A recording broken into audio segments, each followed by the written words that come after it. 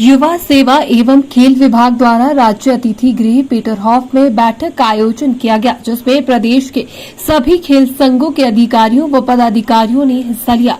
वहीं बैठक की अध्यक्षता युवा सेवा एवं खेल मंत्री विक्रमादित्य सिंह द्वारा की गई।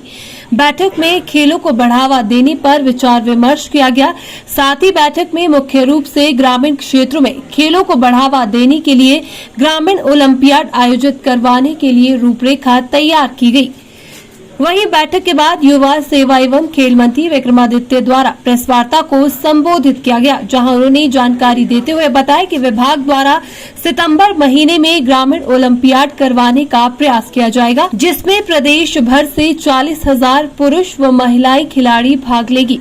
उन्होंने कहा कि खेल इंफ्रास्ट्रक्चर को बढ़ाने पर भी चर्चा की गई है। एम्फेसिस दूंगा 2 पॉइंट्स पे जो आज इस मीटिंग से निकल कर आया है।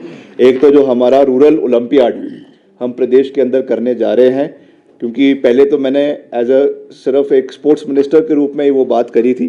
जैसे मैंने कहा, हम तो सिर्फ फैसिलिटेटर्स हैं, मगर आज जो उसके हमारे जितने भी एसोसिएशन के सब मेंबर्स हैं, सब प्रेसिडेंट्स हैं, जनरल सेक्रेटरीज हैं, इनसे भी हमने इसके ऊपर एक सकारात्मक चर्चा करी है। और अब मैं कॉन्फिडेंस के साथ ये बात कह सकता हूं कि हम इसका पूरा एक रूपरेखा बनाएंगे और सितंबर अक्टूबर के महीने में एक रूरल ओलंपियाड बहुत बड़े स्तर पे हिमाचल प्रदेश के अंदर करवाया जाएगा।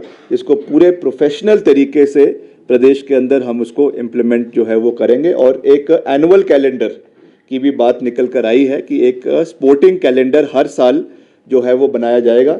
अभी क्योंकि जो गेम्स हो रही है अलग अलग एसोसिएशंस द्वारा अपने स्तर पर होती है, कुछ डिपार्टमेंट द्वारा भी होती है, मगर एक रेगुलेटेड तरीके से वो प्रदेश के अंदर नहीं हो पा रही है। इसलिए एक एनुअल कैलेंडर, स्पोर्टिंग कैलेंडर प्रदेश का बनेगा।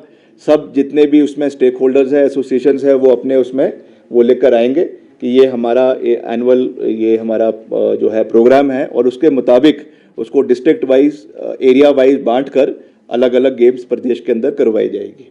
अंत में, क्योंकि हम पारदर्शिता में, ट्रांसपेरेंसी में पूर्ण विश्वास रखते हैं, इसलिए हम स्पोर्ट्स पॉलिसी आने वाले समय में फिर से प्रदेश के अंदर सकारात्मक तरीके से लाने का पूरा प्रयास करेंगे। क्योंकि हम चाहते हैं कि जो भी एसोसिएशंस हो, किसी भी एसोसिएशन का राजनीतिकरण नहीं होना चाहिए। ये दुर्भाग्यपूर्ण है कि पूर्व में ऐसा हमको केवल हिमाचल में ही नहीं मगर और राज्यों में भी देखने को मिला है कि फॉर पॉलिटिकल बेनिफिट्स जो है वो स्पोर्ट्स एसोसिएशंस का दुरुपयोग हुआ है, और इस चीज़ को हमें प्रदेश के अंदर रोकने की आवश्यकता है। आज हम हैं सत्ता में, कल कोई और हो सकता है, परसों कोई और हो सकता है, कंटिन्यूटी में कोई नहीं रहता है, मगर ये हमारा दायित्व बनता है कि हम एक ट्रांसपेरेंसी हमारे स्पोर्टिंग एसोसिएशंस में लेकर आए, ताकि जो भी खिलाड़ी एसोसिएशन में आते हैं, एसोसिएशन का चाहे जनरल सेक्रेटरी के रूप में, चाहे अध्यक्ष के रूप में, एक प्रॉपर लेड डाउन गाइडलाइंस के हिसाब से आए, बाकायदा उनके इलेक्शंस हो, बाकायदा उनका समय का टेन्योर हो, और कुछ टेन्योर जो उनका जब टेन्योर पूरा हो जाएगा उसके बाद they should step down and new people should be brought in, and preferably जो है जिनकी स्पोर्टिंग बैकग्राउंड है, जिन खिलाड़ियों का, उनको इसमें जो है वो प्राथमिकता मिलनी चाहिए। तो उस पर उसका एक पूरा जो है एक खाका बनाया जाएगा। पहले हमने 2015 या 16 में इसके लिए एक जो है स्पोर्ट्स बिल इनिशिएट किया था, मगर उस समय वो जो है पारित नहीं हो पाया था। उसके ऊपर हम चर्चा करेंगे कि whether that has to be reintroduced, उसको उसके एम्बिट में लाना है, या स्पोर्ट्स पॉलिसी से ही हमारा काम जो है वो जो है पूरा हो जाएगा। उसके बारे में हम लीगल ओपिनियन भी आने वाले समय में लेंगे। पर मैं फिर से इस बात को रिइटरेट कर रहा हूँ कि ये किसी भी राजनीतिक दृष्टिकोण से नहीं है, ये केवल और केवल जो है खेल संघों के अंदर प्रोफेशनलिज्म लाने के लिए है। क्योंकि मैं आप लोगों के माध्यम से भी ये आह्वान करना चाहता हूँ, अगर हम ऐसे ही चलते रहेंगे कि नई सरकार बनेगी, उसके साथ नए जो है एसोसिएशंस के अध्यक्ष बनेंगे और ये चीज़ें होंगी, तो उससे जो है we are not doing any good to the sporting fraternity of Himachal Pradesh, and we owe it to the people of Himachal Pradesh, particularly the youth of Himachal Pradesh, that we set a healthy precedent for them for the times to come. इसलिए हमको कहीं से शुरुआत करने की आवश्यकता है, कहीं से एक कदम उठाने की आवश्यकता है। हो सकता है कदम कड़वा हो सकता है कहीं ना कहीं कदम किसी को अच्छा ना लगे, मगर हम in the larger interest of the state and in the larger interest of the youth of the state इसको हम करेंगे। तो ये मैं आपसे कहना चाहता था। अंत में कुछ 2-3 और महत्वपूर्ण सवाल यहाँ पे उठाए थे, जो हमारा वाटर गेम्स है, पर्टिकुलरली रिवर राफ्टिंग है और पैराग्लाइडिंग है, एडवेंचर स्पोर्ट्स है।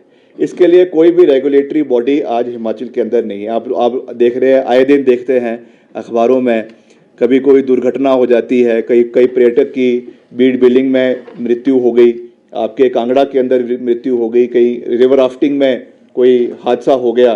तो ये अभी एक बड़ा हैपैजर्ड एक ऐसा एरिया है जो है एम्बिग्विटी जिसको कह सकते हैं, उसमें बहुत ज़्यादा है।